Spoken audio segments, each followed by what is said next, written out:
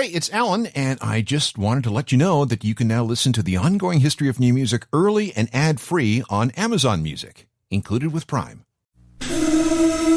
Ever notice that every once in a while when you're reading about your favorite band, the concept of influences comes up? It usually comes in the form of a question, such as, who did you listen to when you were growing up? If you asked Billy Corgan of the Smashing Pumpkins, he'd say Kiss and Judas Priest and other hard rock bands. If you asked Noel Gallagher, he'd tell you the Beatles and T-Rex and the Jam. Michael Stipe, Patti Smith and the Velvet Underground. But what if you asked Trent Reznor the same question? How would Marilyn Manson respond? What about Tool? Or White Zombie? Or Courtney Love, for that matter? Well, they'd probably give you a bunch of different answers, but they would all have one name in common. A group that existed for barely 4 years and released just 4 albums. But in that time, they became one of the most influential bands of the 80s. And what they did is still having an effect at the dawn of the 21st century. The group? Bauhaus. Bauhaus? What's the big deal about Bauhaus? This is the ongoing history of new music, the podcast edition with Alan Cross.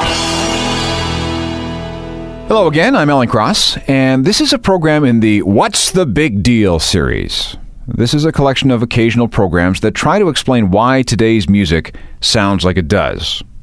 Alternative rock has been around long enough so that it's been enjoyed by several generations of fans. And over the last 25 years, we've also seen several generations of performers move through the system. But the bands that are out there today just didn't materialize out of thin air. Their sounds, their attitudes, and their images were shaped by the music they listened to when they were growing up. And now that they're famous, and when that question of influences comes up, a lot of big-name acts will drop the same names again and again and again. And that's what these programs are about. Sounds from the past that can be heard in the present. Sounds that are still shaping the future.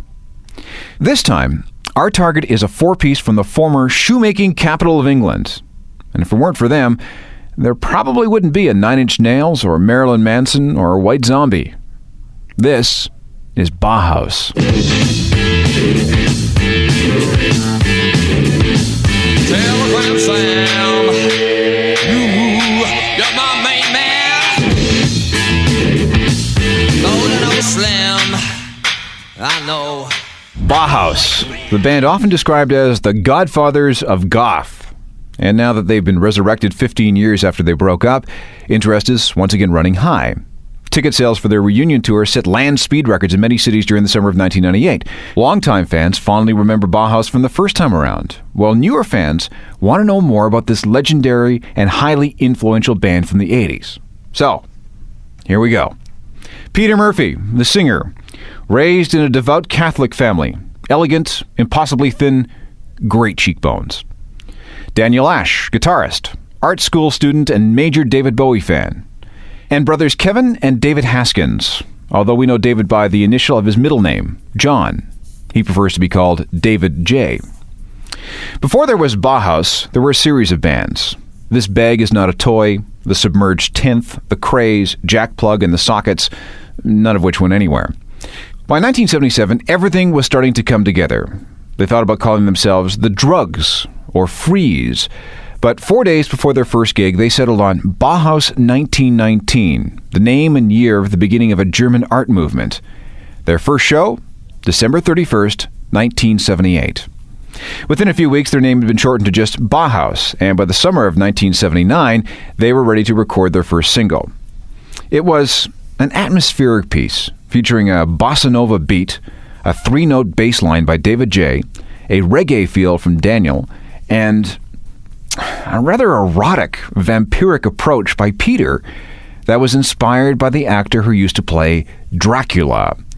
There were no special effects other than a cheap echo machine and the sounds Daniel could get out of his amplifier. And it was long, clocking in at more than 9.5 minutes. Now, normally a song that long spells career suicide, especially if it's your first single, but an indie label called Small Wonder decided to take a chance. And in August 1979, Small Wonder issued their one and only Bauhaus single. They called it Bela Lugosi's Dead.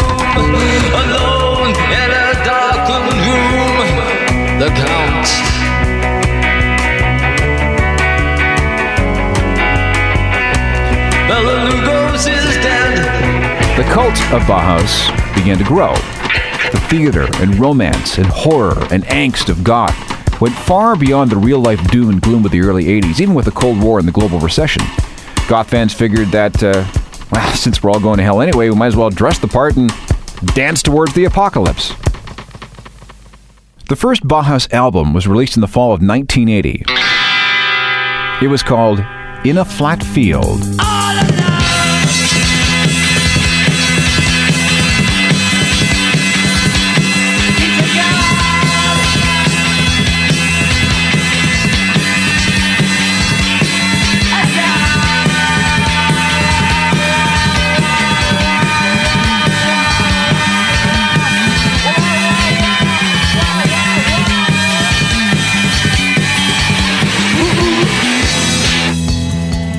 Bauhaus, from their 1980 debut album In a Flat Field, a record that set the pace for the British goth movement.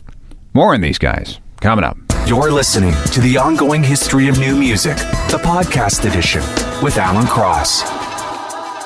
Between January 1981 and July of 1983, Bauhaus released 3 more studio albums, featuring songs with titles like Of Lilies and Remains, Exquisite Corpse, and Who Killed Mr. Moonlight. The group also bought a hearse from an undertaker and converted it into their official touring vehicle. They called it their Bauhaus Mobile. Meanwhile, Bauhaus was getting some exposure through other means. In 1981, a director was looking for an actor to appear in a TV commercial for Maxell cassettes. He was shown a picture of Peter Murphy, and he decided that he was the guy. Peter shot 2 of these commercials and was paid a grand total of £10,000 for his time. Now, that sounds like a lot, but magazine ads based on those commercials are still being used more than 15 years later, and we've all seen them. You know the picture of the guy sitting in the chair being blown away by the music coming out of his stereo? The guy in the chair? That's Peter Murphy. At about the same time, Bauhaus received another big break. David Bowie had become a big fan, and he lobbied for the band to be cast in a vampire movie he was doing called The Hunger. And there's a scene in the movie shot in a London club, ironically called Heaven, and the band singing Bela Lugosi's Dead is, of course, Bauhaus. So what made Bowie a big Bauhaus fan? Well, first of all, they were the most vampiric band around. What better choice for a vampire movie? And secondly, Bowie just loved what Bauhaus had done with one of his old songs.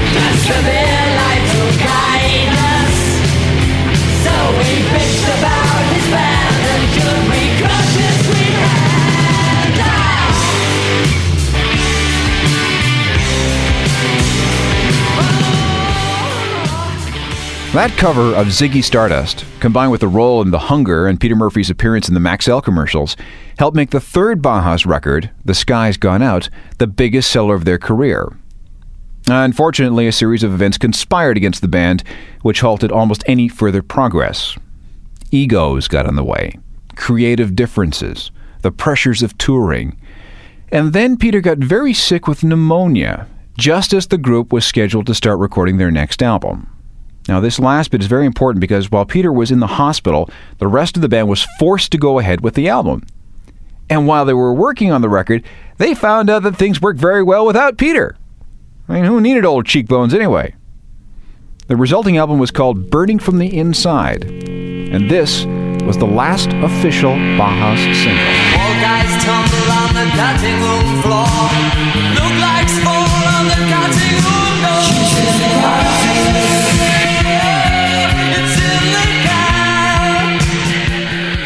By June 1983, it was obvious that Bauhaus was not long for this world.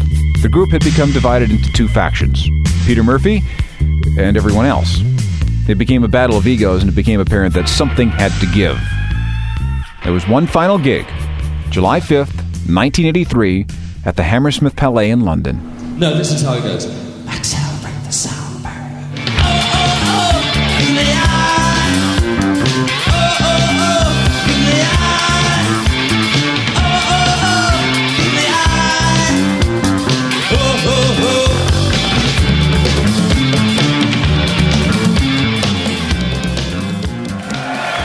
Thank you very much.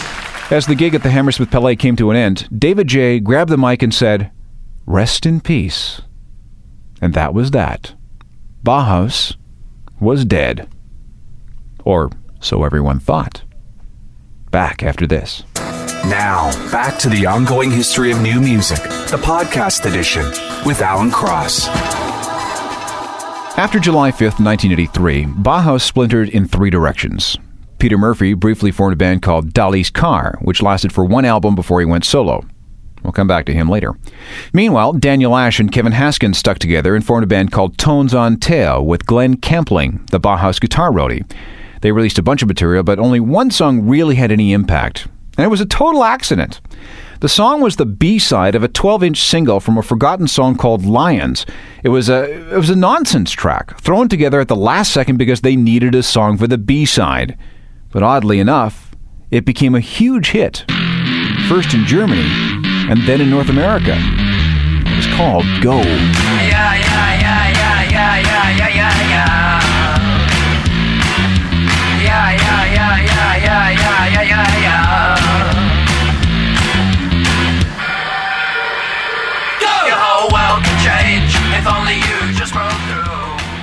All right, we've accounted for Peter Murphy, Daniel Ash, and Kevin Haskins.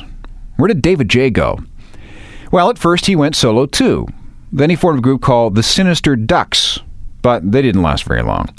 Then he was invited to produce an album for a group called the Jazz Butcher, and he enjoyed the experience so much that he actually ended up joining the band for a while.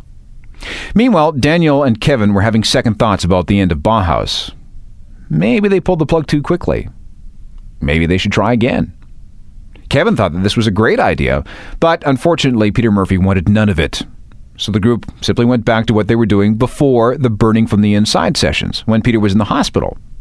The three of them. They'd go it alone. Now all they needed was a name. That's when someone noticed the name of a comic book. A comic book called Love and Rockets.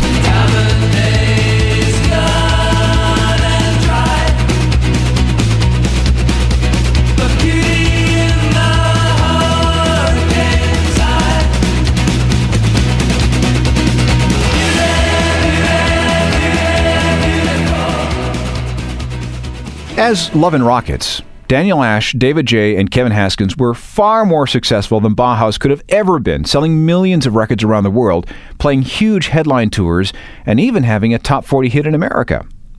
Meanwhile, Peter Murphy was beginning to withdraw from Western society entirely. In the spring of 1990, he released an album that sold enough copies to allow him to move his family to Turkey, where he began to study Islam, eventually becoming a Muslim.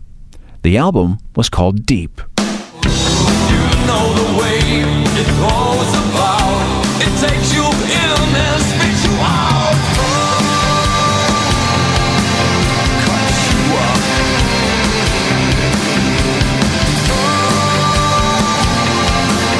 Cuts you up. By the mid-90s, things were kind of quiet as far as everyone was concerned. Love and Rockets had fallen on hard times. Solo records from Daniel Ash and David J. had failed to have much of an impact. And Peter Murphy was kind of running out of money in Turkey. It cost money to study Arabic full-time. And the cash he made translating books and writing music for his wife's dance company paled into comparison what could be made if he just kissed and made up with his old bandmates. So what would you do? You let bygones be bygones, and you do what every other old band is doing these days. You get back together for a reunion tour so you can capitalize on the 80s retro craze that just won't go away. So that's exactly what Bauhaus did. After years of being asked about a reunion, Peter Murphy finally gave in.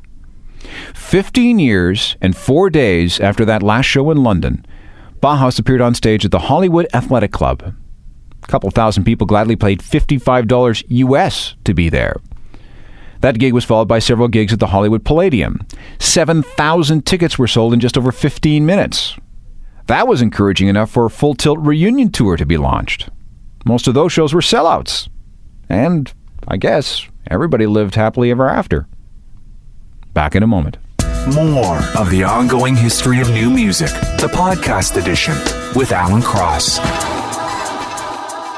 So let's ask the question again. What's the big deal about Bauhaus? 1. The group was one of the founders and pioneers of the original British goth movement. The glamour, the energy, the art school sensibilities, and the attitude of doom and gloom proved to be infectious. That sound and look and attitude spread throughout the world, ultimately resulting in bands like 9 Inch Nails, Marilyn Manson, and a couple thousand other dark bands. And don't forget the impact Courtney Love says Bauhaus had on her. Same thing with Billy Corgan and the Smashing Pumpkins. And point 2, post-Bauhaus musical projects have been excellent and influential in their own way. Love and Rockets has sold millions of records. Tones on Tail still has a cult following, especially in Japan for some reason. And Peter Murphy continues to have his loyal fans. And don't forget, when he went on tour to promote his Deep album, he introduced thousands of people to his opening act, a little band out of Cleveland called 9 Inch Nails. And if you're into this music and you haven't heard Daniel Ash's 1991 album, Coming Down, go buy it. This is a really good solo record. If you would like to know more about this incredibly important band, you should pick up a copy of a 1998 Greatest Hits CD called Crackle. You'll be surprised at how good the music sounds, even today. Technical production for all this is handled by Rob Johnston. I'm Alan Cross. You've been listening to The Ongoing History of New Music, the podcast edition with Alan Cross. Subscribe to the podcast at iTunes and through Google Play.